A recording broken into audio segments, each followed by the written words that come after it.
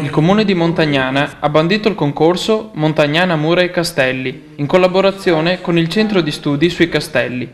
L'iniziativa premia tesi di laurea che illustrano la struttura e la storia dei centri murati del Veneto medievale.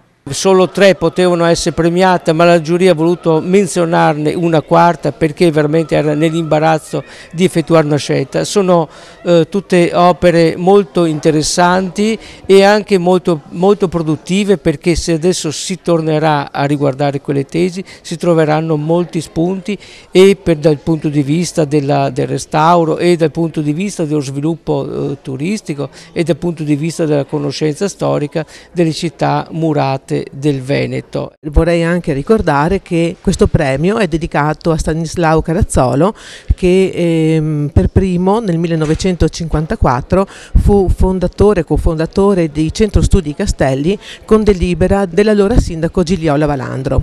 Lo stesso Comune di Montagnana ha presentato proprio in questi giorni al Lingotto Fiere di Torino un progetto di finanziamento per il restauro delle mura della città. Un progetto del Comune di Montagnana che si intitola Adotta una torre, dove appunto in modo esplorativo si va a valutare la possibilità di fare un restauro delle mura attraverso una parte culturale, che è un elemento determinante oggi per poter promuovere Montagnana.